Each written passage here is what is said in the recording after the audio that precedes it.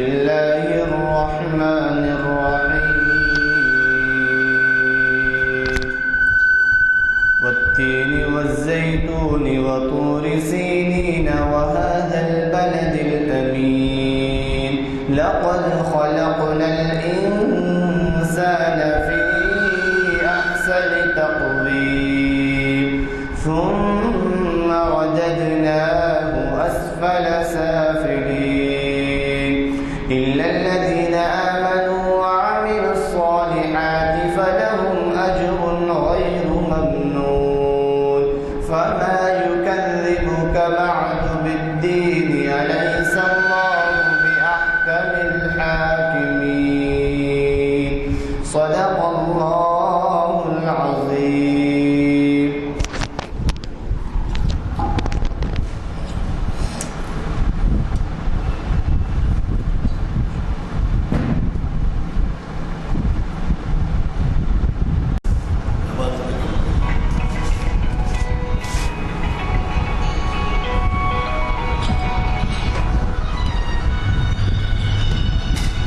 السلام علیکم حضرات، جیسے کہ آپ واقف ہیں،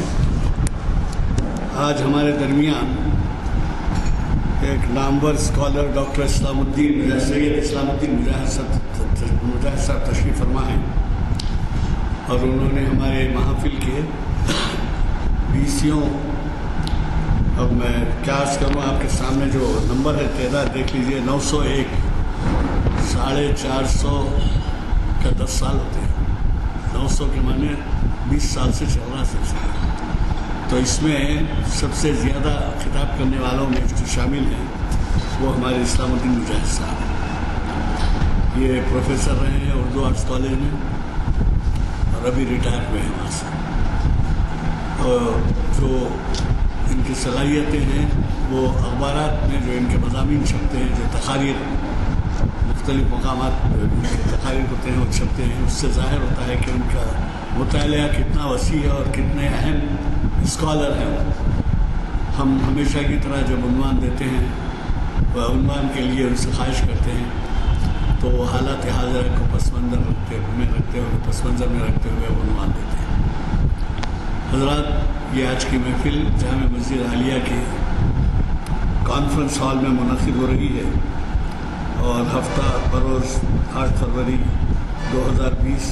مطابق 13 جمادی الثانی 1441. یہ بات چندہ بتانے کی ضرورت نہیں ہے آپ کو کہ ہمارے مقررین جو عنوان دیتے ہیں اس سے پورا انصاف کرتے ہیں، اور وہ مطالعے میں پتہ نہیں کہ وہ کب تک تیاری کر کے آتے ہیں. ہمیشہ ایسا محسوس ہوتا ہے کہ وہ وقت کی تنگی کی وجہ سے اظہار خیال ہے کو طے کرنا پڑتا ہے. لیکن یہی ہے کہ جو بھی خطاب ہوتا ہے وہ بین الاقوامی طور پہ سنا جاتا ہے، کیونکہ مہربان فیضیام ٹرسٹ والوں نے ہمیں یہ سہولت دی ہے ویب سائٹ کی. اس ویب سائٹ کے بارے میں آپ سے گزارش ہے کہ آپ جہاں پہ رہتے ہوں وہاں پہ اس کا انتظام کریں کہ خواتین اور بچے جو یہاں نہیں آ سکتے وہ اس سے استفادہ کریں. حضرات، یہ بات کہ آج ایسے عنوانات کو سننے کی کتنی اہمیت ہے اور کتنی ضرورت ہے، آپ کو اس کا پورا اندازہ ہو سکتا ہے کہ کیسے جو ہے زمانے کی دھارا کس طرف جا رہی ہے اور ہمارے نوجوان ہیں کدھر جا رہے ہیں. میں نے اس سے پہلے بھی کہا تھا کہ ہمارے بچپن میں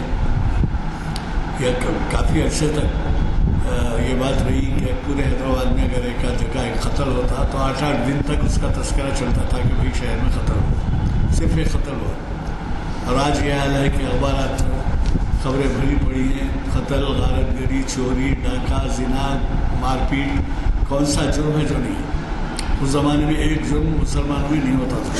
وہ تھی سولی، پھانسی. اور پھانسی کیوں نہیں دیتے تھے؟ وہ پھانسی کو حرام سمجھتے تھے. باقی سب چیز ایسا جیسا ہی جائز ہے. لیکن آج جو ہے مسلمانوں میں پھانسی بھی لینے کی علت، پھانسیاں دیکھتے ہیں یا کرتے پھانسیاں. تو بہرحال کچھ وقت نکالیے، دین کی باتیں ہوتی ہیں، ایسی محفل سے برکات ہوتے ہیں، اور ایسی محفل میں بچوں کو لائیے، نوجوانوں کو لائیے اور ان سے خواہش کیجیے کہ بھئی اس سے استفادہ کریں. کچھ نہیں، اگر ان کے زیادہ سمجھ میں بھی نہ آئے تو ان کو یہ محسوس ہوگا کہ ہمارے علمی محافل کیسے ہوتے ہیں. ہماری مساجد میں کیا کام ہوتے ہیں، ہماری مساجد میں نمازوں کے علاوہ کیا درس دیے جاتے ہیں، اور بزرگان دین، خلفائے راشدین اور سرکار دو عالم صلی اللہ علیہ وسلم کے دور کے جو حالات تھے، کون نہیں جانتا کہ اس زمانے میں کس قدر اجتماعیت تھی۔ آج اجتماعیت کا نام نہیں ہے، زبردستی آنا۔ اور نمازوں کا یہ حال ہے کہ آپ کو تو پتہ ہے، آپ سب سمجھدار تعلیم یافتہ ہیں کہ سنت یہ ظہر کی 4 رکعت جو نماز ہوتی ہے اس کی جگہ 2 رکعت خطبہ رکھا گیا ہے اور 2 رکعت جمعہ کی نماز رکھی گئی ہے۔ لیکن آپ دیکھیں گے کہ خطبہ ختم ہونے کے اور بھی لوگ آتے ہیں اور جو رکعت فرض جمع کے پڑھ لیے اور چلتے رہے، یعنی خطبہ کی کوئی اہمیت ہی نہیں ہوتی، اور وہ خطبہ چھوڑ رہے ہیں تو اس کے معنی یہ ہے کہ 2 رکعت چھوڑ دیں۔ اور آپ دیکھیے وضو خانے میں دیکھیے اور لوگوں کے آمد میں دیکھیے، آپ اگر اذان ہو رہی ہے 20 منٹ کم 1 کو 1 بجے 10 منٹ کم 1 کو، تو 1:30 تک سب پوری نماز بھی ختم ہو جاتی ہے۔ ہمارے اس بات کا خیال رکھا جاتا ہے کہ جو ہے لوگوں کی سہولت کی خاطر خطبہ چھوٹا ہو، آواز چھوٹا ہو، لیکن اس کے باوجود استفادہ کرنے والے کو اس کی اہمیت نہیں ہے۔ 15-20 منٹ ٹھہرنے کے لیے ان کے پاس گنجائش نہیں ہے۔ تو بہرحال بدقسمتی ہے ہماری، آپ لوگوں سے گزارش ہے کہ نوجوانوں کو زیادہ سے زیادہ ترغیب دیں، اور کالجز کے بچوں کو لا سکتے ہیں تو، اور اسکولوں کے بچوں کو لا سکتے ہیں تو ساتھ لیتے ہیں۔ میں گزارش کرتا ہوں آج کے مخرج صاحب سے، ان کو کئی پروگرام ہیں، ابھی یہاں سے ان کو ابھی سنا رہے تھے 2-3 پروگرام میں جانا ہے۔ بدقسمتی سے اوقات کی تنگی کی وجہ سے وہ پوری خیالت کا اظہار نہیں کر سکتے، ورنہ ان کے میں نے جیسے کہا ان کے جو آرٹیکلس ہیں، ان کی جو تحریرات ہیں وہ اخبارات میں نمایاں طور پر شائع کیے جاتے ہیں۔ میں ان سے گزارش کرتا ہوں کہ شہر نشین پر تشریف لائیں اور ہمیں اپنے زرین خیالات سے استفادے کا موقع دیں۔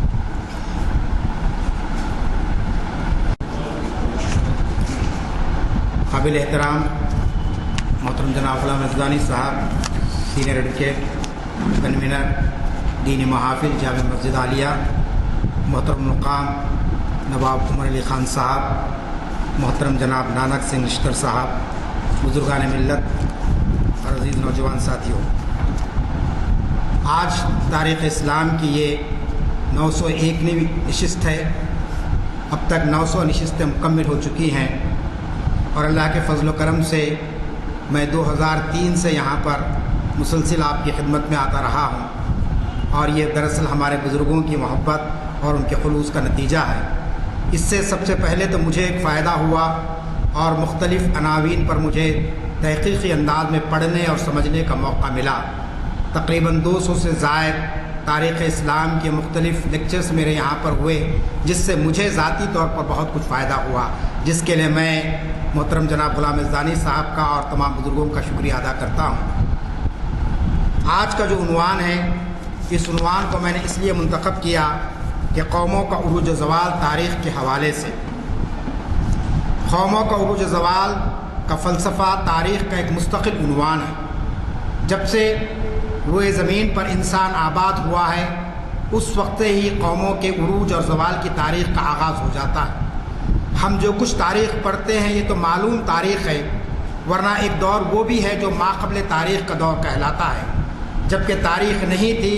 اور محققین نے کوئی تحقیقی انداز میں تاریخی واقعات کو بیان نہیں کیا، لیکن دنیا آباد تھی، انسان دنیا میں رہتا تھا، اور اس کے ساتھ بھی عروج و زوال کا معاملہ لگا رہا۔ لہٰذا ہم کو یہ دیکھنا چاہیے کہ آخر وہ کیا اجزائے ترکیبی ہے،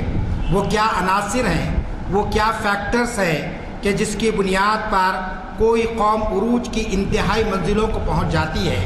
اور وہ کیا خرابیاں ہیں اور وہ کیا کمزوریاں ہیں کہ جس کی بنیاد پر وہ قوم، وہ ملت اور وہ گروہ جو کامیابی اور سربلندی اور عروج کی منزلوں پر پہنچتا ہے، ایک وقت آتا ہے کہ وہ تحت الثری پر آ جاتا ہے اور آخری سطح پر پہنچ جاتا ہے، اور بالآخر وہ صف ہستی سے مٹا دیا جاتا ہے۔ تو یہ دراصل ہر قوم کے ساتھ ہوتا رہا ہے۔ اللہ تعالیٰ نے کسی قوم کو بہت کچھ سربلندی عطا کی، کسی گروہ کو اتنی کامیابی عطا کی کہ دنیا میں اس کے سامنے کوئی ٹک نہیں سکتا تھا، لیکن پھر زوال آیا تو اس طریقے سے زوال آ گیا کہ وہ پوری دنیا کے لیے ایک عبرت کا نشان بن کر ہمارے سامنے رہ گئی۔ تو اس لحاظ سے میں مسلمانوں کی تاریخ یا ان کے عروج و زوال کی بات بعد میں کروں گا، پہلے آپ کے سامنے یہ بتانا چاہوں گا کہ آخر وہ کیا چیزیں ہیں، وہ کیا اجزاء ترکیبی ہے کہ جس کی بنیاد پر کسی قوم کو اللہ تعالیٰ کامیابی عطا فرماتا ہے، وہ عروج کی منزلوں کو طے کرتا ہے۔ جیسا کہ میں نے کہا کہ جتنی انسان کی تاریخ ہے اتنی ہی اس قوم کی عروج کی بھی تاریخ ہے، اس قوم کی زوال کی بھی تاریخ ہے۔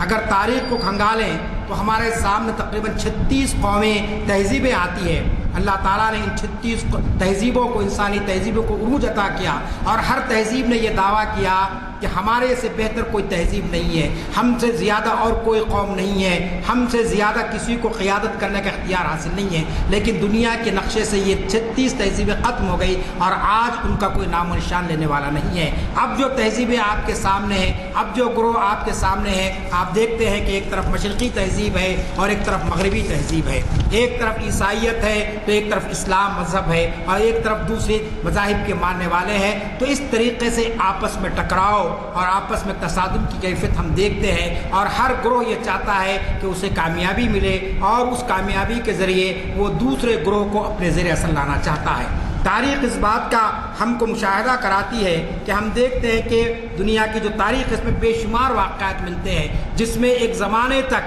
کسی قوم کو اللہ تعالیٰ نے سربلندی عطا کی، کامیابی عطا کی، اور اس کے بعد پھر ایک دیکھتے ہیں کہ اس طریقے سے ان کا نام و نشان مٹ گیا کہ پھر وہ جو ہے سو دنیا کی نظروں کے سامنے اس کی کوئی اہمیت باقی نہ رہی، اور لوگوں نے کبھی اس کی ہدایات یا اس کے فلسفے زندگی کو اپنانے کی کوشش نہیں کی۔ پہلی چیز جو ہوتی ہے، کسی بھی قوم کو اللہ تعالیٰ جب یعنی کامیابی عطا کرتا ہے تو وہ اس بنیاد پر کامیابی عطا کرتا ہے کہ وہ جو چیزیں فطرت نے بدیت کی ہے وہ چیزیں اس کے اندر موجود ہوں، تو یقیناً وہ کامیابی کی طرف جاتا ہے انسان۔ جیسا کہ آپ جانتے ہیں اور ہم پڑھتے ہیں بار بار کہ جو قوم جفاکش ہوتی ہے، جو قوم دیانتدار ہوتی ہے، جو قوم ایماندار ہوتی ہے، جس قوم کے اندر کچھ کر گزرنے کا جذبہ ہوتا ہے، وہ قوم یقیناً دنیا میں کامیاب ہوتی ہے۔ عام طور پر مسلمانوں کے اندر ایک غلط فہمی یہ ہے کہ ہم تدبیر کی غلطی کو تقدیر سے جوڑ دیتے ہیں۔ ہم یہ سمجھتے ہیں کہ ہم اہل ایمان ہونے کے باوجود، ہم نمازیں پڑھنے کے باوجود، ہم روزے رکھنے کے باوجود اللہ تعالیٰ کی عنایات ہم پر نہیں آ رہی ہے، اللہ تعالیٰ ہم پر آزمائشوں پہ آزمائشیں لا رہا ہے، جبکہ ہمارا شمار اہل ایمان میں ہے۔ لیکن آپ جانتے ہیں اللہ تعالیٰ نے قرآن مجید میں اور رسول کریم صلی اللہ علیہ وسلم نے اپنے اسوہ حسنہ کے ذریعے بتا دیا کہ یہ دنیا اسباب کی دنیا ہے، یہ دار الاسباب ہے، یہ دار العمل ہے، اور اس دار العمل میں جو جتنا عمل کرے گا وہ اتنا زیادہ کامیاب ہوگا، جو جتنا جد و جہد کرے گا وہ اتنا کامیاب ہوگا۔ قرآن کہتا ہے کہ لیس الانسان الا ما سعی، کہ انسان کو اتنا ہی ملتا ہے جتنا کہ وہ اس کے لیے جد و جہد کرتا ہے، جتنا کہ وہ اس کے لیے کوشش کرتا ہے۔ کوئی انسان گھر میں رضائی اوڑھ کر سو جائے اور یہ کہے کہ اسے دنیا امام تسلیم کر لے، اس کی قوم کو دنیا امامت کے منصب پر فائز کر لے، تو یہ قدرت کے یعنی اصول کے خلاف بات ہے۔ یہ اللہ تعالیٰ کسی قوم کو اس طریقے سے سرفرندی یا سرفرازی نہیں عطا کرے گا کہ وہ اس کے اندر کسل مندی آ جائے، اس کے اندر جلد بازی آ جائے، اس کے اندر صرف جذبات میں بہنے کی عادت آ جائے، تو لازمی چیز ہے کہ وہ قومیں بہت جلد زوال کا شکار ہو جاتی ہیں۔ چنانچہ ہم دیکھتے ہیں کہ چشم فلک کے اندر بعض ایسی قوموں کو اللہ تعالیٰ نے ابھارا کہ جو اپنی مادی ترقی اور اقتدار پر تو بڑا ان کو ناز تھا، لیکن جب انہوں نے اپنی اس ترقی کو یہ سمجھا کہ یہ جو کچھ ہم نے اپنے حاصل کر لیا، اور اس کے ذریعے جب لوگوں کو انہوں نے اپنا محکوم بنانا چاہا، غلام بنانا چاہا، تو پھر آپ دیکھتے ہیں کہ ان کو اس طریقے سے شکست و ریخت ان کا مقدر بن گئی کہ پھر ان کی کوئی مثال ہمارے سامنے نہیں آتی ہے۔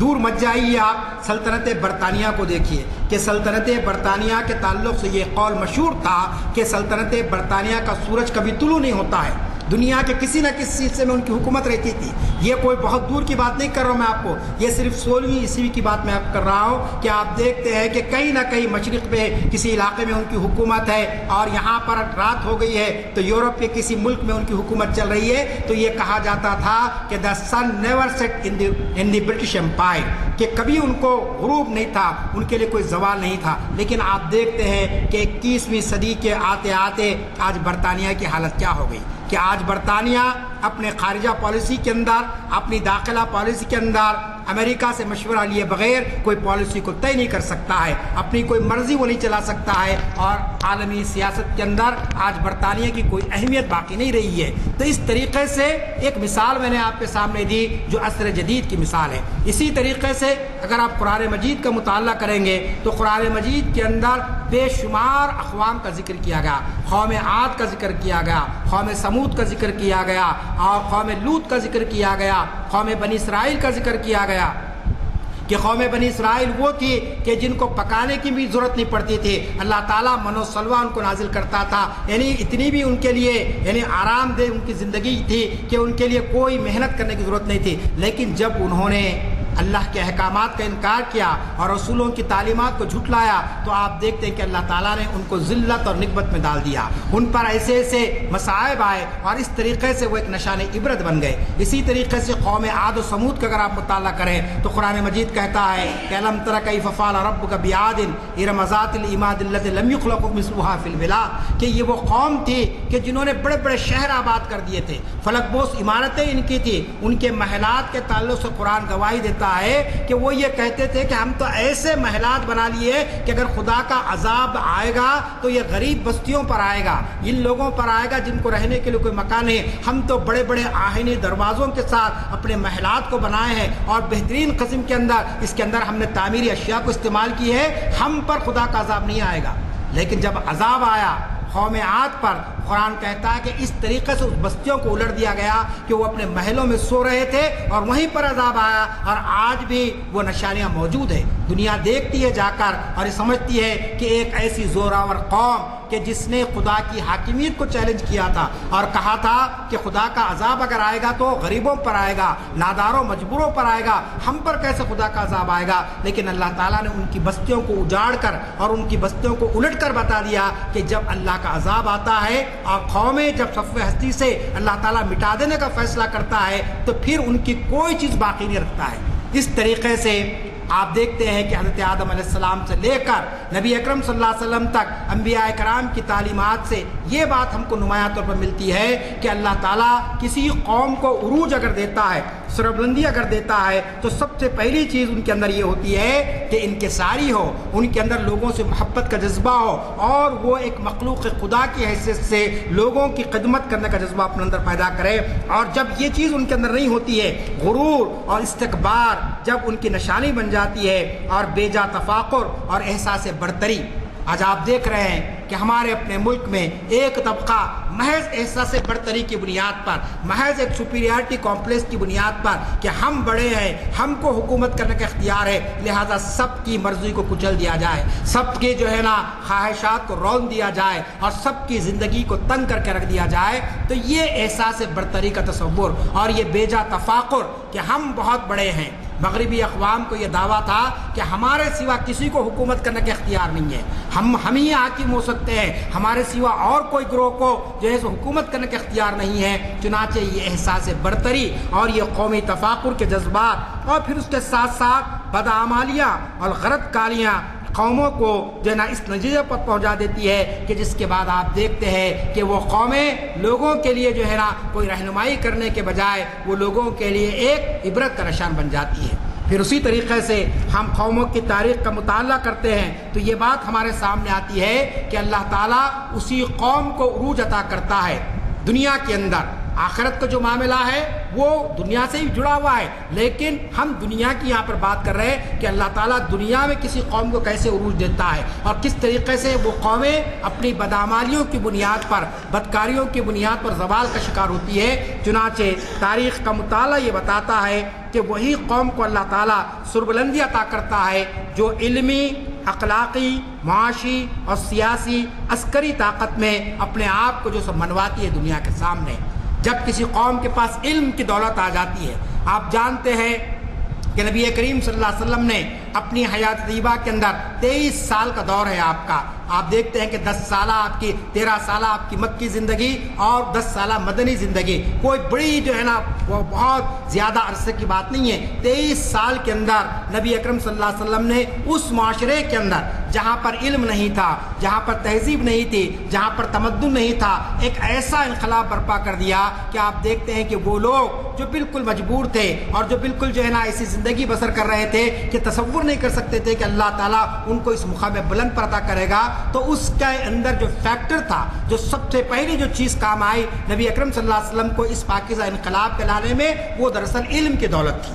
میں اور آپ سب جانتے ہیں کہ نبی اکرم صلی اللہ علیہ وسلم پر جو پہلی وحی نازل ہوئی وہ نماز کے متعلق نہیں تھی, روزے کے متعلق نہیں تھی, حج اور آپ کے زکوٰۃ کے متعلق نہیں تھی, بلکہ جبرائیل علیہ السلام اللہ کا کلام جو لے کر آئے تھے اس کی وہ 5 آیات ہم میں سے سب کو یاد ہے, اس کا ترجمہ ہم کو یاد ہے, ہم اپنے بچوں کو پڑھاتے ہیں وہ کہ اقرأ باسم ربک الذی خلق, کہ پڑھیے اپنے رب کے نام سے, کہ جس نے علم دیا قلم کے ذریعے سے, اور وہ علم دیا جس کو انسان نہیں جانتا تھا, علم ما لم یعلم, کہ ایسا علم دیا گیا جس کو انسان نہیں جانتا تھا. اگر جاننے والی چیز بتا دی جاتی تو اسلام کا کوئی کارنامہ نہیں ہوتا, لیکن جو چیزیں نہیں معلوم تھی انسان کو ان ساری چیزوں کا علم دیا گیا. تو کسی بھی قوم کی ترقی کے اندر علم بنیاد بنتی ہے, علم اساس ہے کسی قوم کے عروج کے لیے, کسی قوم کی سربلندی کے لیے, کسی قوم کی کامیابی کے لیے. آج اگر مغرب ترقی کر رہا ہے, مغربی اقوام کو اللہ تعالیٰ نے دنیا میں ایک دبدبہ قائم کرنے کا ایک موقع دیا ہے, تو یہ وجہ کیا ہے؟ اس کے پیچھے ان کی اپنی علمی لیاقت ہے. اس سے آپ انکار نہیں کر سکتے ہیں کہ کیسی کیسی ایجادات اور کیسے کیسے انکشافات وہاں پر ہوئے, لیکن تاریخ کو ذرا پلٹ کر آپ دیکھیے کہ مسلمانوں نے 4 اور 5ویں صدی ہجری میں اس سے زیادہ علمی کارنامے انجام دیے تھے, اس سے زیادہ ان کی جو علمی جو ہے نا آپ کی فتوحات نظر آتی ہے. دنیا میں جتنے علوم پائے جاتے ہیں, تحقیق نے یہ بات ثابت کر دی کہ ان سب کو علوم کو دنیا میں پہنچانے والے جو اصل تھے وہ مسلمان تھے. چاہے وہ کیمسٹری کا علم ہو, چاہے وہ معاشیات کا علم ہو, چاہے وہ الجبرا کا علم ہو, یہ سارے علوم دراصل مسلمانوں کی دین ہے. لیکن مسلمان جب علمی ترقی پر بہت آگے بڑھ گئے اور اس کے بعد جب مادی ترقی میں آگے بڑھنے لگے تو انہوں نے علم کی دولت سے اپنے آپ کو دور کر لیا. نتیجہ یہ ہوا کہ زوال ان کا شروع ہو گیا. چنانچہ پہلی جو چیز ہے کسی بھی گروہ کے لیے, چاہے وہ قوم کا اللہ پر ایمان ہو یا نہ ہو, روز آخرت پر ایمان ہو نہ ہو, لیکن اگر وہ مادی علوم کے اندر وہ زمانے کے تقاضوں کے علوم کی اگر تکمیل کرتی ہے تو لازمی چیز ہے کہ اس کو اللہ تعالیٰ سربلندی عطا فرماتا ہے. پھر اسی طریقے سے کہا گیا اخلاقی قوت. پھر میں آپ کو مثال دیتا ہوں, خود نبی اکرم صلی اللہ علیہ وسلم کی ذات ارشاد کی معاملہ کیا تھا کہ قرآن آپ کے ساتھ تھا اور آپ اللہ کے نبی بنا کر بھیجے گئے تھے, لیکن سب سے بڑی جو طاقت آپ کی تھی وہ آپ کا اخلاقی کردار تھا, وہ آپ کا کیریکٹر تھا کہ جس کی بنیاد پر اسلام کے وہ لوگ, نبی کریم صلی اللہ علیہ وسلم کے وہ بدترین مخالف جو آپ کے یعنی لائے ہوئے دین پر ایمان نہیں لائے, جنہوں نے آپ کی شریعت کو تسلیم نہیں کیا, لیکن مکے میں کوئی ایسا شخص نہیں تھا جو یہ کہہ سکے کہ نبی اکرم صلی اللہ علیہ وسلم نے کبھی جھوٹ بولا ہو, کبھی لوگوں کے حقوق پامال کیے ہوں, کسی کے ساتھ ناانصافی کی ہو. بلکہ تاریخ کا یہ جملہ آپ بار بار پڑھتے ہیں کہ مکے والوں نے آپ کو صادق اور امین کہا تھا, کہ آپ سے بڑھ کر کوئی صادق نہیں ہے, آپ سے بڑھ کر کوئی امانتدار نہیں ہے. تو کسی بھی گروہ کی کامیابی کے لیے آپ دیکھتے ہیں کہ اخلاقی کردار اس کا بڑا اہم ہوتا ہے. نبی اکرم صلی اللہ علیہ وسلم نے اپنے اخلاقی کردار کا ایسا مثالی نمونہ پیش کیا کہ قرآن اس کی گواہی دیتا ہے کہ آپ سے بڑھ کے کوئی خلق عظیم کا نمونہ دنیا آج تک نہیں پیش کر سکی اور نہ قیامت تک پیش کر سکتی ہے. آج ہمارے پاس آپ دیکھتے ہیں کہ اخلاقی معاملہ جو ہے کردار کا, اس کے اندر بڑا جھول پایا جاتا ہے, اور جب یہ چیز پیدا ہو جاتی ہے, جب یہ کمی پیدا ہو جاتی ہے تو پھر لازمی چیز ہے کہ زوال کسی قوم کا مقدر بن جاتا ہے. پھر اسی طریقے سے ہم یہ بھی دیکھتے ہیں کہ کوئی بھی قوم جس کو عروج کی طرف جانا ہے, جس کو کامیابی کی طرف جانا ہے, لازمی چیز ہے کہ اس کو اپنی معیشت پر دیکھنا پڑے گا کہ اس کی معاش کی حالت کیا ہے. دنیا میں وہ قوم جو ہمیشہ ہر جگہ ہاتھ پھیلائے رہے گی وہ کبھی ترقی نہیں کر سکے گی. کسی سہاروں پہ کوئی جینا اپنا جو نشیار بنا لے, بیساکھیوں پر چلنا اپنا زندگی کا اصول بنا لے, تو لازمی چیز ہے کہ وہ قوم ترقی نہیں کر سکتی ہے. اس لیے کہا جاتا ہے کہ علمی ترقی, معاشی ترقی اور اخلاقی کردار دراصل کسی قوم کی کی کامیابی کا زینہ بنتا ہے اور اسی کو بنیاد بنا کر قومیں ترقی کرتی ہیں۔ اگر آپ سابقہ تاریخ کو پڑھیں گے، مختلف ممالک کے قوموں کی تاریخ کو اگر پڑھیں گے تو یہی عناصر ہمارے سامنے آ جاتے ہیں۔ پھر اسی طریقے سے ایک بات جو میں نے آپ کے سامنے کہا کہ قانون فطرت تمام قوموں کے لیے یکساں ہے۔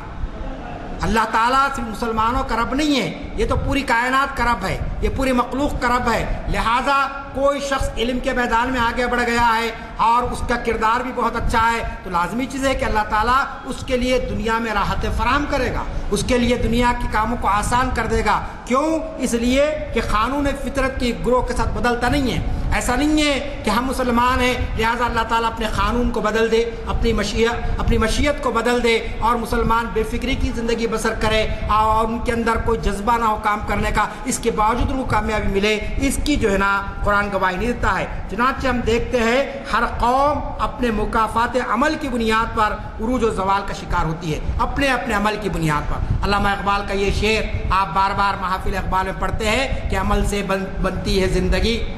ہے شعر ان کا بہت مشہور شعر آپ نے سنا ہوگا کہ یہ عمل سے بنتی ہے، آپ میں سے یاد ہوگا کسی کو،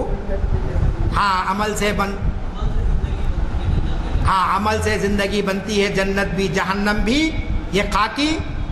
اپنی فطرت میں نہ نوری ہے نہ ناری۔ تو خاکی یعنی انسان خاک سے پیدا ہوا ہے تو یہ بذات خود نہ نوری ہے نہ ناری ہے، بلکہ عمل کی بنیاد پر اس کا فیصلہ کیا جائے گا۔ اگر وہ اچھے اعمال کرے گا اور دنیا کے تقاضوں کے مطابق چلے گا، دنیا کے چیلنجز کو سمجھ کر زندگی بسر کرے گا تو اللہ تعالیٰ دنیا میں اس کو کامیابی عطا کرے گا، اور اعمال خیر کے کام کرے گا، وہ کام کرے گا جس کا تعلق حقوق اللہ سے ہے تو اس بنیاد پر اللہ تعالیٰ اس کے لیے جنت کا فیصلہ کرے گا۔ تو یہاں پر یہ باتیں ہمارے لیے بہت اہم رکھتی ہے کہ مکافات عمل کہ انسان کے اپنے اعمال کی بنیاد پر اللہ تعالیٰ فیصلے فرماتا ہے۔ ایسا نہیں ہے کہ کسی قوم کی تقدیر میں لکھ دیا بس کہ کامیابی ہی کامیابی ہے اور کسی قوم کی تقدیر میں لکھ دیا کہ بس ناکامی اور نامرادی ہے، ایسا نہیں ہو سکتا ہے۔ اسی لیے قرآن کہتا ہے ان اللہ لا یغیر ما بقوم حتی یغیروا ما بانفسہم، کہ اللہ تعالیٰ کسی قوم کی حالت کو نہیں بدلتا جب تک کہ وہ قوم خود اپنی حالت کو بدلنے کے لیے تیار نہ ہو۔ تو یہ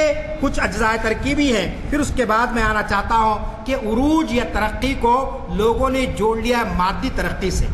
میں نے آپ سے کہا کہ معاشی ترقی کے یہ معنی نہیں ہے کہ انسان اخلاقی حدوں کو پامال کرتے ہوئے اپنی معاش کے لیے آگے بڑھتا چلا جائے، جائز اور ناجائز کی تمیز کیے بغیر اور حرام اور حلال کی تمیز کیے بغیر اگر وہ معاشی طور پر ترقی کرتا ہے تو لازمی چیز ہے کہ وہ ترقی نہیں کہلاتی ہے بلکہ وہ اس کے لیے زوال کی نشانی بن جاتی ہے۔ اسی طریقے سے قوموں کا معاملہ ہے۔ ہم دیکھتے ہیں کہ لوگوں نے ایک فلسفہ گھڑا اور یہ کہا کہ اگر کوئی قوم صرف معاشی طور پر ترقی کر لے گی تو اس کو آپ کامیابی کہیں گے، اس کو آپ سربلندی کہیں گے۔ یہ بات نہیں ہے، بلکہ کہا جاتا ہے کہ قوموں کی ظاہری شان و شوکت یا ان کی فلک بوس عمارتیں ان کے عروج و ترقی کی ضامن نہیں ہیں، بلکہ اصل جو چیز یہ ہے کہ وہ ان چیزوں کو انسانیت کی بھلائی کے لیے کیسے استعمال کرتے ہیں۔ آج انسان سائنس میں اتنی ترقی کر چکا کہ آپ دیکھتے ہیں کہ ایٹم بم کے بعد اب ہائیڈروجن بم بننے کی بھی اطلاع ہے۔ ایسا بھی پہنچ چکا کہ انسان چاند پہ تو قدم رکھ چکا ہے، اب دوسرے سیاروں پر کو بھی وہ فتح کرنے کی اس میں پڑا ہوا ہے۔ لیکن یہ سائنس کی اتنی جو ترقی ہوئی ہے، اگر یہ ترقی انسان کے نقصان دہ ثابت ہو جائے، اگر بموں کو گرا کر انسانی بستیوں کو خاکستر کر دیا جائے گا، انسانی بستیوں کو ویران کر دیا جائے گا، تو لازمی چیز ہے کہ یہ ترقی کے معنی نہیں کہلائیں گے۔ اس سے انسان پھر اس طرف جائے گا جو دور تاریکی کہلاتا ہے، جو دور حیوانیت کہلاتا ہے۔ تو سائنس کی ترقی انسانی فلاح و بہبود کے لیے ہو، معاشیات کی ترقی انسانی فلاح و بہبود کے لیے ہو، یہ سارے علوم و فنون جو دنیا میں آج پائے جاتے ہیں، اگر اس کا مقصد ہیومن ویلفیئر نہ ہو، انسانی فلاح اور بہبود نہ ہو، تو لازمی چیز ہے کہ اس کے بڑے قریب نتائج ہمارے سامنے آتے ہیں۔ پھر اسی طریقے سے ہمارے سامنے یہ مثالیں بھی آتی ہے کہ جو قوم فتنہ اور فساد کو اتر آتی ہے اور لوگوں کو غلام اور محکوم بناتی ہے تو پھر ان کے لیے بھی ایک مدت ہے مہلت، اور مہلت کے ختم ہونے کے بعد اللہ تعالیٰ ان کو بھی زوال کا شکار کر دیتا ہے۔ چنانچہ آپ تاریخ پڑھیے، کیسے کیسے شخصیتیں دنیا میں آئی انبیاء کی تاریخ اگر پڑھیں گے تو آپ کے سامنے نام آتا ہے فرعون کا، آپ کے سامنے نام آتا ہے نمرود کا، آپ پڑھتے ہیں شداد کو، اور اس کے بعد کی تاریخ میں آپ پڑھتے ہیں چنگیز خان کو، ہلاکو خان کو، پھر اس کے بعد آپ پڑھتے ہیں ہٹلر کو، مسولینی کو۔ تو یہ سارے وہ لوگ تھے کہ جنہوں نے اللہ کی زمین پر فتنہ اور فساد برپا کر دیا، لوگوں کو ہلاک کرنا شروع کر دیا، اپنی حکمرانی کو قائم کرنے کے لیے انہوں نے منمانی کرنے شروع کر دی۔ تو آپ دیکھتے ہیں کہ اللہ تعالیٰ نے ان کے ساتھ ان کی قوم کو بھی تباہ و برباد کر دیا۔ جس قوم نے فرعون کو اپنا خدا تسلیم کیا وہ قوم باقی نہیں رہی، جن لوگوں نے اپنے شداد کے طریقے اختیار کیے ان کو بھی اللہ تعالیٰ نے زوال کا شکار کر دیا۔ اور آج کے دور میں بھی ہٹلر اور مسولینی کے راستے پر کوئی چلتا ہے، ان کے فلسفے کو اپنے معاشرے میں نافذ کرنے کی کوشش کرتا ہے، تو ہم کو یقین ہے کہ یہ کبھی کامیاب نہیں ہوں گے۔ کیوں کامیاب نہیں ہوں گے؟ کہ یہ سارے فلسفے دراصل انسانوں کو غلام بنانے کے ہیں، انسانوں کی آزادی کو ختم کرنے کے ہیں، انسانوں کے حقوق کو تلف کرنے کے ہیں۔ لہٰذا ایسے حالات کے اندر یہ چیزیں ان کے لیے ختم ہو جاتی ہے۔ اب اس کے بعد خاص طور پر مسلمانوں کے عروج و زوال کی تاریخ کو اگر آپ دیکھیں گے، دیگر اقوام کے ساتھ یہ کچھ میں نے باتیں بیان کی، لیکن خاص طور پر مسلمانوں کی تاریخ، مسلمانوں کی جو تاریخ ہے آپ جانتے ہیں کہ 1450 سالہ تاریخ ہے۔ یہ کوئی لمبی تاریخ نہیں ہے۔ ان 1450 سالوں کے اندر آپ دیکھتے ہیں، جیسا کہ میں نے کہا آپ سے، کہ 5ویں 6ویں صدی ہجری تک مسلمانوں کا دور بڑا شاندار رہا۔ مختلف قسم کی سیاسی فتوحات، مختلف قسم کے علمی کارنامے، مختلف قسم کے نئی ایجادات یہ مسلمانوں نے کی، اور خود ہمارے اپنے ملک کے اندر تقریباً 800 سال تک مسلمانوں نے حکومت کی، اور یہاں پر ان کا یہ دور شروع ہوتا ہے۔ چنانچہ آپ دیکھتے ہیں کہ مسلمانوں کا جو عروج کا دور ہے سب سے، وہ آپ جانتے ہیں کہ 30 سالہ دور ہے، جس میں نبی کریم صلی اللہ علیہ وسلم کا دور نبوی ہے، اور اس کے ساتھ ساتھ خلفائے راشدین کا دور ہے۔ کہ ان خلفائے راشدین کے دور کے اندر آپ دیکھتے ہیں کہ کس طریقے سے عدل کے نظام کو قائم کیا گیا، انصاف کے نظام کو قائم کیا گیا، لوگوں کے حقوق کا تحفظ کیا گیا۔ پھر اس کے بعد دور عباسی، پھر اموی دور، پھر اس کے بعد مسلم بادشاہوں کا دور، یہ سارے دور ہمارے سامنے آتے ہیں۔ تو اس دور کے اندر آپ یہ بات کہہ سکتے ہیں، اور بڑے فخر کے ساتھ کہہ سکتے ہیں، کہ مسلمانوں کا جو ابتدائی دور ہے، جو قرون اولیٰ کا دور ہے، وہ بڑا شاندار دور رہا ہے۔ اس کے اندر مختلف شعبوں کے اندر مسلمانوں نے کامیابی عطا کی ہے، لیکن اس کے بعد کا جو دور ہے، اس دور کے اندر آپ دیکھتے ہیں کہ مختلف قسم کے مسائل اور مختلف قسم کی اس کے اندر مشکلات ہم کو نظر آتی ہے۔ تو یہ ہم کو غور کرنا چاہیے کہ آخر یہ جو دور ضلالت آیا ہے، یا یہ جو دور پریشانی آئی ہے، اس کی وجہ کیا ہوتی ہے، اس کو میں آپ کے سامنے رکھنا چاہتا ہوں۔ سب سے پہلی بات تو یہ ہے کہ آج یہ سوچنا چاہیے کہ وہ ملت، وہ گروہ جس نے بڑے علمی کارنامے انجام دیے، اور جس نے ایک دنیا کے بڑے خطے پر اپنی خلافت کا نظام قائم فرمایا، لیکن اس کے بعد جو زوال کا دور شروع ہوا، تو یہ سوچنے کا مقام ہے کہ آخر یہ زوال کا شکار کیوں آیا۔ اس کے اندر ہم اگر سیرت کا مطالعہ کریں گے اور پھر اسلامی لٹریچر کا مطالعہ کریں گے، تو سب سے پہلی بات جو ہم کو نظر آتی ہے وہ یہ ہے کہ اللہ تعالیٰ نے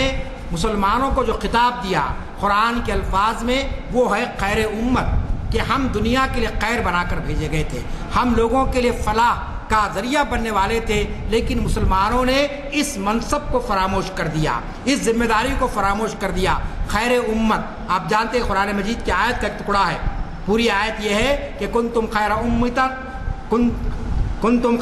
اخرجت للناس تأمرون بالمعروف وتنہون عن المنکر۔ یہ بہت مشہور معروف آیت ہے کہ اللہ تعالیٰ نے اس امت کو خیر امت قرار دیا ہے، لیکن خیر امت کے ساتھ ایک کنڈیشن لگایا ہے، ایک شرط لگائی ہے۔ وہ شرط کیا ہے کہ تم لوگوں کو بھلائیوں کی طرف بلاؤ اور برائیوں سے روکو۔ جب یہ کام تم کرو گے تو تم کو اللہ تعالیٰ خیر امت کے منصب پر فائز کرے گا، اور خیر امت کا جب تم کو لقب ملے گا تو تم پھر امامت اور قیادت کے منصب پر فائز ہوگے۔ لیکن تاریخ ہم کو اس بات کا اشارہ کرتی ہے کہ خیر امت کا جو منصب تھا، اور جس کے ذریعے سے پوری امت مسلمہ کو عالم انسانیت کی قیادت کا فریضہ انجام دینا تھا، وہ علمی پسماندگی،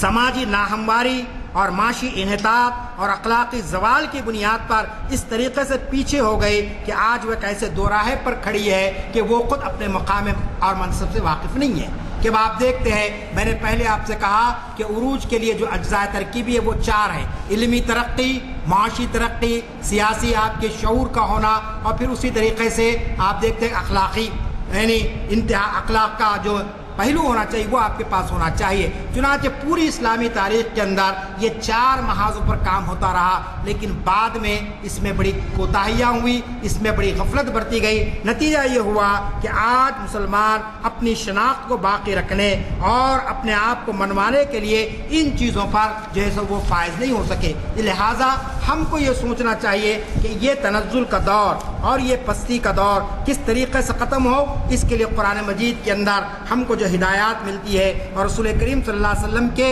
جو اسوہ حسنہ سے ہم کو ملتی ہے، اس کو میں پوائنٹ وائز آپ کے سامنے رکھنا چاہتا ہوں۔ سب سے پہلی بات یہ ہے کہ ہم اگر اس دارالاسباب میں، یہ دنیا جیسا کہ میں نے کہا دارالاسباب ہے، دارالعمل ہے، یہاں پر اسی گروہ کو اللہ کامیابی عطا کرے گا جو پوری جستجو کے ساتھ اور ایک عزم مصمم کے ساتھ آگے بڑھتی ہے اور اس کے ساتھ ایک نظریہ ہو۔ اور اللہ کا فضل یہ ہے کہ اللہ تعالیٰ نے اس امت کو ایک بہت ہی بہترین یعنی رہنمائی کا ذریعہ دیا ہے 2 چیزوں میں، ایک تو قرآن مجید اور دوسرے رسول کریم صلی اللہ علیہ وسلم کی شخصیت۔ کہ آپ جانتے ہیں کہ ہم کو کسی اور طرف دیکھنے کی ضرورت نہیں ہے۔ اگر یہ امت اپنا رشتہ قرآن سے مضبوط کر لے، اور قرآن سے رشتہ مضبوط کرنے کے معنی محض تلاوت کر لینا نہیں ہے، محض اس کا ترجمہ پڑھ لینا نہیں ہے، بلکہ قرآن میں جو احکامات بیان کیے گئے ہیں ان احکامات کے مطابق اپنی انفرادی زندگی کو اور اپنی اجتماعی زندگی کو سنوارنے کی کوشش کرنا، یہ دراصل قرآن کے تقاضے کی تکمیل ہے۔ ہمارے پاس آج حفاظ کی کوئی کمی نہیں ہے، آج مفسرین کی کوئی کمی نہیں ہے، لیکن جہاں تک اجتماعی طور پر قرآن کے احکامات پر عمل کرنے کی بات ہے، آپ دیکھتے ہیں کہ اس کے اندر بڑی کمی ہم محسوس کرتے ہیں۔ جب تک کہ امت مسلمہ اگر اس دنیا میں کامیابی چاہتی ہے اور دنیا کی امامت کرنا چاہتی ہے تو لازمی چیز ہے کہ ہمارے بزرگوں نے لکھا ہے کہ سب سے پہلی چیز اس کو رجوع الی اللہ ہونا ہے، اور رجوع الی اللہ ہونے کے لیے جو اہم ترین چیز ہے وہ اللہ کی کتاب ہے۔ آپ بار بار اخبارات میں پڑھ رہے ہیں کہ اس ملک میں ایک نیا قانون بنایا گیا جو بالکل دستور کے خلاف ہے، ایک کالے قانون کو اس ملک میں نافذ کیا جا رہا ہے۔ ہمارے علماء کرام کہہ رہے ہیں کہ آپ کوششیں کیجئے، آپ دھرنا دیجئے، آپ ہڑتال کیجئے، آپ سب کیجئے، لیکن اس کے ساتھ ساتھ اللہ سے بھی رجوع ہوجئے، کیونکہ ہمارا ایمان ہے کہ جب تک کہ اللہ تعالیٰ نہیں چاہے گا حالات نہیں بدل سکتے، آزمائشیں ختم نہیں ہو سکتی ہے۔ لہٰذا اللہ تعالیٰ سے رجوع ہونا یہ ہر مسلمان کے لیے لازمی ہے، اور ایسے پرآشوب حالات میں تو اور زیادہ ضروری بن جاتا ہے۔ آپ صرف اسباب پر بھروسہ کریں گے، آپ صرف یہ سمجھیں گے کہ ہم کچھ دھرنا دے دینے سے، ہم کچھ جو ہے نا جلوس نکال دینے سے، ہم کوئی ریلی کر لینے سے، ہم کوئی جوشیلی تقریر کرنے سے ظالم طاقتیں جھک جائیں گی ہمارے سامنے، تو یہ ہماری خام خیالی ہے۔ یہ ہم کو اس غفلت سے نکلنا چاہیے۔ یہ کوششیں اپنی جگہ پر صحیح ہے، لیکن اس کے ساتھ ساتھ رجوع الی اللہ ہونا ضروری ہے، اللہ تعالیٰ سے رجوع ہونا اور اللہ تعالیٰ سے اپنے گناہوں کی تلافی طلب کرنا، اور یہ چاہنا کہ ان حالات کے اندر تبدیلی آئے۔ تو اس کے لیے قرآن سے وابستگی، اور پھر اس کے ساتھ ساتھ رسول کریم صلی اللہ علیہ وسلم سے یعنی جہاں والہانہ محبت ہو وہاں آپ کی تعلیمات کو بھی پورے سماج کے اندر، پورے انسانی معاشرے کے اندر نافذ کرنے کی کوشش کرنا۔ میں نے آپ کے سامنے بتایا کہ نبی کریم صلی اللہ علیہ وسلم اخلاق کی بلندی پر تھے، یعنی اتنی بلندی پر آپ تھے کہ اب دنیا کا کوئی رہنما، دنیا کا اور کوئی مصلح وہاں کیا اس کے جو ہے نا 100 قدم نیچے تک بھی نہیں آ سکتا ہے۔ تو یہ جو اخلاق کی پاکیزگی آپ کی تھی اس کا پرتو ہم کو بننے کی ضرورت ہے، اس کی کچھ نہ کچھ ہم کو اپنے اندر پیدا کرنے کی ضرورت ہے۔ تیسری چیز میں نے کہا آپ کے سامنے کہ ہمارا نظام تعلیم و تربیت، کوئی بھی قوم جو ترقی کرتی ہے اور جو اپنی مایوسی سے اور اپنی محرومی سے نکلتی ہے، اس کے اندر اس قوم کا نظام تعلیم و تربیت بڑا اہم ہوتا ہے۔ آپ جانتے کہ اسرائیل بڑا ایک چھوٹی سی مملکت ہے، اور وہاں جو قوم ہے وہ بالکل مختصر قوم ہے، لیکن اس قوم نے اپنا نظام تعلیم ایسا رکھا ہے کہ کوئی بچہ کہیں پر بھی رہے یہودی، اس کے لیے عبرانی زبان کا سیکھنا لازمی ہے، اس کو اپنی زبان سیکھنا ضروری ہے، اپنی زبان برتنا ضروری ہے۔ لیکن کیا ہم نے کبھی سوچا کہ ہم عربی کو سیکھیں، ہمارے بچے اردو میں اچھی جو دسترت حاصل کریں، مہارت حاصل کریں؟ آپ جانتے ہیں کہ ہم دوسروں کے نظام تعلیم و تربیت پر چلنے کے عادی ہو گئے۔ ہم چاہتے ہیں کہ ہمارے بچے کو مشن اسکول میں ڈال دے اور اس کے بعد پکا مسلمان بن کر رہے، تو یہ ناممکن بات ہے۔ ہم کسی اور اسکول میں ڈال دیں جہاں پر گیتا پڑھائی جاتی ہے، جہاں پر سوریہ نمسکار کیا جاتا ہے، اور آپ یہ سمجھے ہمارا بچہ یہ کہے کہ اللہ ایک ہے، اللہ کے سوا کوئی معبود نہیں ہے، تو یہ اب دل کو بہلانے کی باتیں ہیں. آپ کرتے سوچتے رہیے، لیکن آپ کا بچہ کیا بنے گا وہ تو وقت ہی بتائے گا. تو اس طریقے سے جس قوم کا خود کا نظام تعلیم و تربیت نہیں ہوتا ہے وہ قوم کبھی ترقی نہیں کر سکتی ہے. آپ جانتے ہیں کہ نبی اکرم صلی اللہ علیہ وسلم کا اس شعبے کے اندر کتنا زبردست کارنامہ ہمارے سامنے آتا ہے کہ آپ نے ہجرت فرمائی. ہجرت کن حالات میں فرمائی کہ دشمن آپ کے پیچھے لگے ہوئے تھے، رات کے اندھیرے میں آپ اپنے وطن سے نکلے، آپ مدینہ پہنچے، اور مدینہ پہنچنے کے بعد آپ نے اللہ کا گھر بنایا، اور اللہ کے گھر میں ایک چبوترا بنایا جس کو صفہ کا چبوترا کہتے ہیں. آپ میں سے جو لوگ حج کو گئے ہیں، جو عمرے کو گئے ہیں، آپ نے مسجد نبوی میں وہ چبوترا دیکھا ہوگا کہ جہاں پر نبی کریم صلی اللہ علیہ وسلم نے صحابہ کرام کی تعلیم اور تربیت کا انتظام فرمایا تھا. ایسے وقت جب کہ دشمن الغار کر رہا ہے، ایسے وقت جب کہ صحابہ کرام کی معاشی حالت انتہائی کمزور ہے، لیکن ایسے وقت بھی آپ نے چند صحابہ کو یہ کہہ کر کام متعین کر دیا کہ تمہارا کام صرف پڑھنا اور پڑھانا ہے، اس کے سوا کوئی کام نہیں ہے. چنانچہ آپ جانتے ہیں کہ حضرت ابو ہریرہ رضی اللہ تعالیٰ عنہ، جن سے بے شمار احادیث آپ راوی ہیں، اس کے سب سے زیادہ وہاں سے علم حاصل کرنے والوں میں حضرت ابو ہریرہ رضی اللہ تعالیٰ عنہ تھے. لیکن آپ کا عالم کیا تھا کہ بھوک کی شدت کی بنیاد پر آپ گر جاتے زمین پر. لوگ یہ سمجھتے کہ مرگی کے دورے پڑے ہیں، لیکن معلوم یہ ہوتا تھا کہ کئی دنوں سے فاقے کی وجہ سے آپ کی یہ حالت ہو گئی ہے. تو اگر ہم اپنی ملت کو آگے لانا چاہتے ہیں تو لازمی چیز ہے کہ ہم کو اپنے نظام تعلیم اور تربیت پر توجہ دینی چاہیے، اور اس پر خاص طور پر ہماری نوجوان نسل کی جب تک کہ ہم تربیت نہیں کریں گے، یہ آنے والا طوفان ہے، اس طوفان کا مقابلہ نہیں کر سکتے ہیں. پھر اسی طریقے سے کسی بھی قوم کی ترقی اور کسی بھی قوم کو عروج اس وقت عطا ہوتا ہے جب اس قوم کے اندر تنظیم بھی ہو اور منصوبہ بندی بھی ہو. کیا کام کرنا ہے، کیسے کرنا ہے، یہ چیز نہ ہو. آج آپ دیکھتے ہیں کہ مسلمانوں میں تنظیم نام کی کوئی چیز نہیں ہے. ہر گلی میں ایک قائد پیدا ہو گیا ہے، ہر گلی میں ایک لیڈر پیدا ہو گیا، اور ہر شخص سمجھتا ہے کہ میری رائے اصل رائے ہے اور اسی پر سب کو چلنا چاہیے، میرا فیصلہ ہی حتمی فیصلہ ہے اور مجھ سے زیادہ کوئی عقل مند نہیں ہو سکتا ہے. تو یہ جب تک کہ کسی ملت میں تنظیم نہ ہو، آرگنائزیشن نہ ہو، اجتماعی طور پر کام کرنے کا جذبہ نہ ہو اور منصوبہ بندی نہ ہو. آپ دیکھ رہے ہیں کہ قانون آیا ہے، گزشتہ 2 مہینے سے ہماری خواتین دہلی کے اندر شاہین باغ آپ پڑھ رہے ہیں، میں تفصیلات میں جانا نہیں چاہتا ہوں. آپ دیکھ رہے ہیں کس طریقے سے کڑاکے کی سردی میں وہاں پر خواتین بیٹھی ہے، دھرنا کر رہی ہے اور کہہ رہے کہ جب تک کہ قانون کو واپس نہیں لیا جائے گا اس وقت تک ہم ایسے بیٹھیں گے. ان کی جو قربانی ہے یقیناً ہم ان کو سلام کرتے ہیں، لیکن کیا پورے ہندوستان کے مسلمانوں کے اندر یہ جذبہ پیدا ہوا ہے؟ کیوں نہیں پیدا ہوا ہے؟ اس کی وجہ کیا ہے؟ کیا یہ ہم سمجھ رہے ہیں کہ صاحب ایک طوفان آیا ہے، صرف دہلی تک محدود ہے، حیدرآباد کا مسلمان تو محفوظ رہے گا، یہاں تو ہم حکمران رہے اتنے سال تک، یہاں کوئی یہاں پر ہاتھ نہیں ڈال سکے گا، ہم کو یہاں پر مجبور نہیں کر سکے گا؟ تو یہ دراصل منصوبہ بندی کی کمی، یہ احتجاج، یہ دھرنے، یہ تو ایک ذریعہ ہے، لیکن آگے کیا ہوگا؟ آنے والی نسلوں کو بچانے کے لیے آپ کے پاس کیا منصوبہ ہے؟ اگر کسی سے آپ سوال کریں، کسی دانشور سے سوال کریں، کسی سیاستدان سے سوال کریں، کسی عالم سے سوال کیجیے آپ کہ صاحب یہ سب چل رہا ہے، لیکن 20 سال کے بعد ملت کس مقام پر ہوگی؟ تو میں بڑے ادب کے ساتھ کہنا چاہتا ہوں کہ کسی کے پاس بھی اس کا جواب نہیں ہے.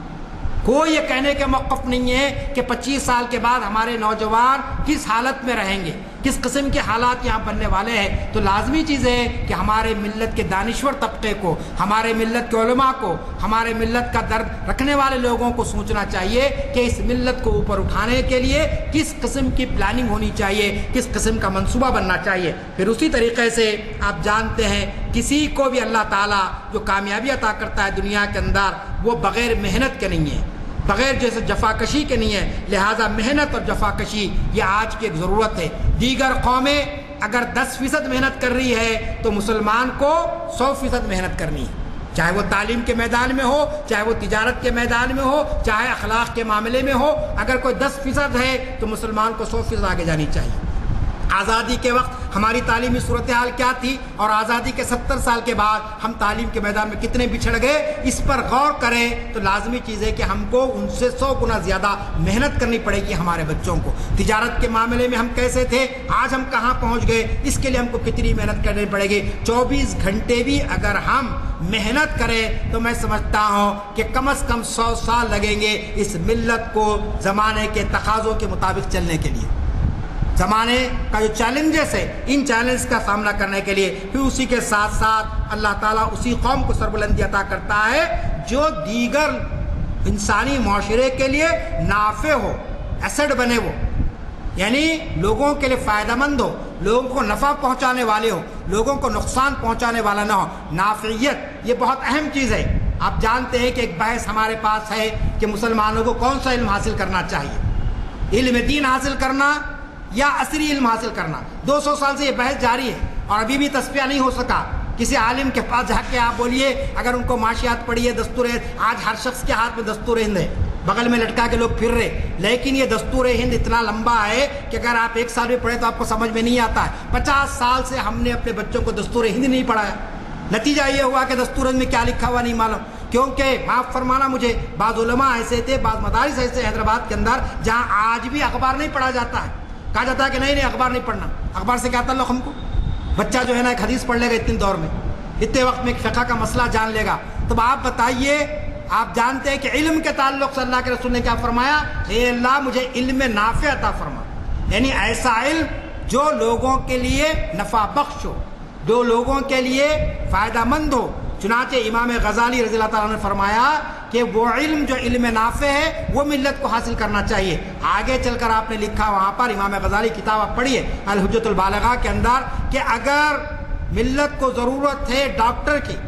ملت کو ضرورت ہے وکیل کی، اور ایسے وقت کوئی شخص فقہ پڑھتا ہے تو اسلام کے تقاضوں کی تکمیل نہیں کر رہا ہے، کیونکہ اس وقت ملت کو جس چیز کی ضرورت ہے وہ علم نافع انسان کو پڑھنا چاہیے۔ تو لہٰذا ملت کو ایک نافع ملت بننا چاہیے، یہ نہیں ہے کہ آپ لوگوں کے لیے بوجھ بن جائے۔ آج معاف فرمائیے، ہمارے کردار، ہماری باتیں، ہمارے بعض معاملات ایسے ہوتے ہیں کہ لوگ یہ کہتے ہیں کہ صاحب دیکھیں مسلمان ہے، اس نے ہم کو دھوکہ دیا ہے، یہ مسلمان ہے، یہ حقوق کو تلف کر دے رہا ہے، یہ اس قسم کے کارنامے کر رہا ہے۔ اسلام کے اندر یہ بات کہی گئی کہ ملت کو اللہ تعالیٰ نے ایک نافع ملت بنایا ہے، اس بنیاد پر ہم کو آگے بڑھنا چاہیے۔ اور آخری بات یہ ہے کہ صبر اور استقلال، کہ کوئی بھی قوم دنیا میں کوئی تاریخی کارنامہ اس وقت تک انجام نہیں دیتی ہے جب تک کہ اس کے اندر صبر ہو اور استقلال ہو۔ حالات شدید سے شدید تر آتے ہیں۔ ہمارے بزرگ یہاں تشریف فرما ہے، عمر علی خان صاحب بھی ہے، جناب نانس نشتر صاحب بھی ہے، اور بھی بزرگ ہیں۔ 1948 میں آپ جانتے ہیں کہ سقوط حیدرآباد ہوا، پولیس ایکشن ہوا، اور لوگوں کی جو ہے نا یعنی حکومت مسلمانوں کی چلی گئی، ڈیوڑیاں بک گئی، جو عمرا تھے وہ بالکل جو ہے نا غریب طبقے میں آ گئے، لیکن اللہ تعالیٰ نے پھر اس ملت کو اٹھایا اور یہ ملت پھر آگے بڑھی۔ تو یہ دراصل صبر کی بات ہے، استقلال کی بات ہے۔ حالات آتے ہیں، نامساعد حالات پیدا ہوتے ہیں، نازک ترین حالات سے امت گزرتی ہے، لیکن ایسے وقت آپ کو صبر سے کام لینا چاہیے، استقلال سے کام لینا چاہیے، اور جرأت مندی کے ساتھ کام لینا چاہیے۔ خاص طور پر یہ بات میں اس لیے کہہ رہا ہوں کہ آج حالات ایسے ہی بڑے نازک ہیں، بڑے خطرناک حالات ہیں۔ ان حالات کے اندر امت مسلمہ کو یہ کام کرنا چاہیے۔ جناب غلام یزدانی صاحب نے میری مصروفیت کے تعلق سے ایک بات کہی، میں بھی یہ بات آپ کے سامنے اس واسطے رکھنا چاہتا ہوں کہ اس میں آپ کا بھی ہم کو تعاون چاہیے۔ وہ تعاون یہ ہے کہ یہ جو قانون بنا ہے، CAA کا جو قانون بنا ہے، شہریت کا بل جو لایا گیا ہے، اور جس کے ذریعے سے مخصوص طبقوں کو شہریت دی گئی اور ایک مسلمانوں کو اس فہرست سے نکال دیا گیا، چنانچہ ہم یہ کوشش کر رہے ہیں کہ یہ جو قانون لا کر انسانوں کو بانٹنے کی کوشش کی گئی ہے، انسانوں کو تقسیم کرنے کی جو کوشش کی گئی ہے، اس خواب کو پورا نہ ہونے دیا جائے اور یہ سازش کو ناکام کیا جائے۔ چنانچہ حیدرآباد کی سطح پر ایک الائنس بنا ہے، الائنس اگینسٹ CAA، اس کا نام دیا گیا، اور اس کا میں اتفاق لوگوں نے مجھے چنا، منتخب کیا کو کنوینر کی حیثیت سے، اور ہم نے اس کمیٹی کے اندر کرسچنز کو رکھا ہے۔ سارا میتھیو ان کا نام ہے، وہ اس کی کنوینر ہے۔ سریندر سنگھ صاحب ہے ہمارے سکھ طبقے سے، وہ اس کے کو کنوینر ہے، اور ایک جسوین کور صاحبہ ہے، وہ بھی یعنی سکھ طبقے سے تعلق رکھتی ہے، اور اسی طریقے سے دلت تنظیمیں ہیں اور دیگر تنظیموں کو ہم نے ملایا ہے اور ان کے ذریعے سے ہم کام کر رہے ہیں۔ اب اس کی ایک میٹنگ بھی اب ہونے والی ہے، اس سے پہلے بھی میٹنگ ہو چکی ہے۔ ہم یہ چاہ رہے ہیں کہ اس ملک کے اندر حالات خوشگوار رہے، فرقوں کے درمیان میں کوئی تناؤ کی کیفیت نہ پیدا ہو اور سب لوگ مل جل کر رہے، کیونکہ گنگا جمنی تہذیب ہندوستان کا ایک امتیاز رہی ہے۔ یہاں کبھی بھی مذہب کی بنیاد پر کوئی جھگڑے نہیں ہوئے، کسی حکمران نے مذہب کی بنیاد پر لوگوں کو تقسیم نہیں کیا ہے۔ اب موجودہ جو حکومت ہے اور ان کے جو کارپرداز لوگ ہیں وہ اس قسم کی سازشیں کریں، ایسے وقت میں آپ سے کہنا چاہتا ہوں کہ آپ لوگ بھی خاص طور پر ان معاملات کے اندر ہمارے غیر مسلم بھائیوں کو ساتھ لیں اور ان کو بتائیں کہ یہ ملک ہمارا ہے، اس ملک کے اندر سب کو رہنا ہے اور محبت کے ساتھ رہنا ہے، پیار کے ساتھ رہنا ہے۔ آج اخبار میں آپ نے پڑھا، یعنی فیس بک پر یہ بات آئی ہے کہ شاہین باغ کی جو زمین ہے وہ کسی سردار جی کی ہے کہ محترمہ ہے کوئی سکھ، انہوں نے اس کو وقف کر دیا۔ انہوں نے کہا کہ میں یہ احتجاج کرنے والوں کے لیے اس زمین کو دینے کا اعلان کرتی ہوں۔ آپ جانتے ہیں وہاں سکھ برادری کے لوگ روزانہ پکوان کر کے مسلمان عورتوں کو کھانا کھلا رہے اور کہہ رہے ہیں کہ یہ ہمارا مسئلہ ہے، یہ صرف آپ کا مسئلہ نہیں ہے۔ آپ نے اخبارات میں آج پڑھا کہ بڑے سکھ کے ذمہ داروں نے کہا کہ مسلمانوں کے بعد ہم پر یہ تلوار لٹکنے والی ہے، ہم کو ملک سے نکالنے کی کوشش کی جائے گی۔ ایسے حالات کے اندر ہم کو اللہ تعالیٰ سے رجوع ہونا چاہیے، اللہ تعالیٰ کے سامنے گڑ گڑانا چاہیے، توبہ استغفار کرنی چاہیے اور کوشش کرنی چاہیے کہ اللہ تعالیٰ پھر سے مسلمانوں کو سربلندی عطا کرے، کامیابی عطا کرائے۔ میں اللہ تعالیٰ سے دعا کرتا ہوں کہ اللہ تعالیٰ ہم کو آزمائشوں سے محفوظ رکھے، مصیبتوں سے محفوظ رکھے اور امت مسلمہ کی جان، مال، عزت و آبرو کی حفاظت فرمائے۔ رب اغفر وارحم وانت خیر الراحمین، وآخر دعوانا ان الحمد للہ رب العالمین۔